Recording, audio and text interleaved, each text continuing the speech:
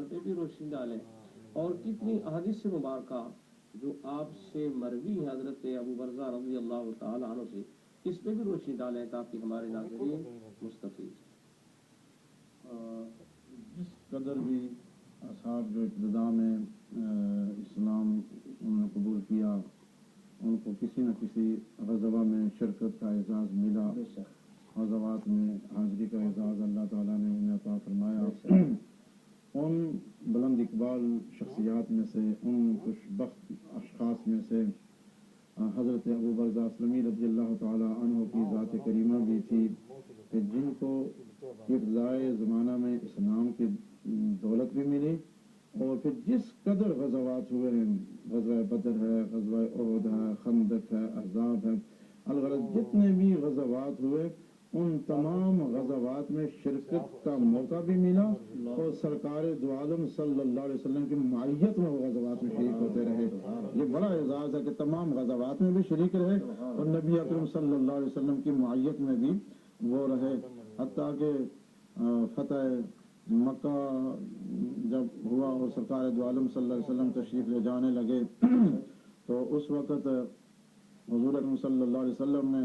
اعلان فرمایا کہ وہ شان رحمت للعالمین کا اظہار فرمایا کہ آج کے بعد جتنے بھی معاندین ان سب کو معاف کر دیا جاتا ہے، اور یہ اعلان سننا تھا تو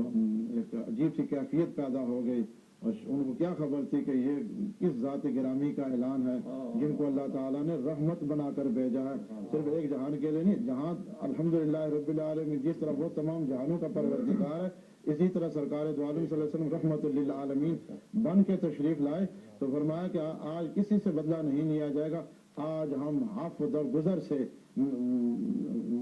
گزریں گے، اور حف در گزر کرتے کس سے بدلہ نہیں لیا جائے گا۔ ہاں چند مستثنیات میں سے کچھ جن کے متعلق حضور صلی اللہ علیہ وسلم نے ان کو چھوڑ دیا، باقی کے فرمایا کہ آپ معاف و درگزر کی نظر سے دیکھیں گے۔ تو انہیں میں سے ایک عبداللہ بن خطل تھا، جو اس نے ایک اپنے مسلمان یہ ایمان لایا، اور پھر اس کے بعد اس نے ایک اپنے مسلمان خادم کو زندگی جاویداں سے ہمکنار کیا، اور پھر حدود اللہ سے تجاوز کرنے کے بعد اسے احکام شریعت کا بھی علم تھا، یہ وہاں سے مدینہ المنورہ سے مکہ المکرمہ چلا گیا، اور جب حضور صلی اللہ علیہ وسلم مکہ المکرمہ پہنچے تو کسی نے کہا کہ عبداللہ بن خطل کعبہ شریف کے غلاف کے ساتھ لپٹا ہوا ہے، چمٹا ہوا ہے،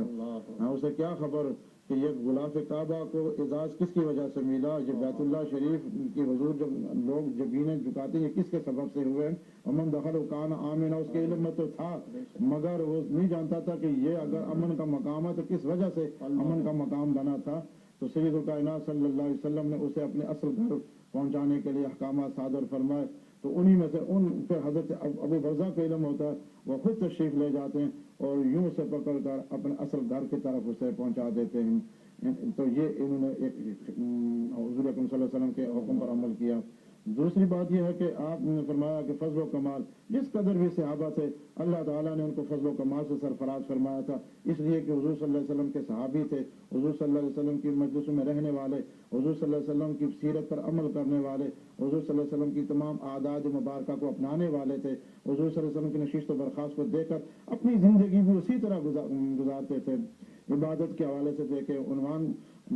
دیگر عنوانات پر دیکھیں تو ہر صحابی کی یہی کوشش ہوتی تھی کہ جو رسول اللہ صلی اللہ علیہ وسلم نے فرمایا ہے، جو آپ نے عمل کیا ہے، جو آپ کے معمولات ہیں، انہی کو اپنا کر ہم اپنی زندگی کا نصب العین بنا کر اسی پر ہم ساری زندگی کار بند رہیں۔ تو حضرت ابو برزہ اسلمی رضی اللہ تعالیٰ عنہ کی ذات بھی ایسی تھی کہ ان سے بھی ان کو بھی حضور اکرم صلی اللہ علیہ وسلم کے فرمودات احادیث مبارکہ یاد تھی، جن میں سے جو مورخین نے جمع کی وہ تقریباً 64 کے قریب بنتی ہیں، جن میں سے 27 جو ہے وہ متفق علیہ ہیں، اور 2 جو ہے وہ بخاری میں مذکور ہے، اور 4 جو ہے وہ منفرد مسلم شریف میں مذکور ہیں۔ ماشاء اللہ بہت خوبصورت۔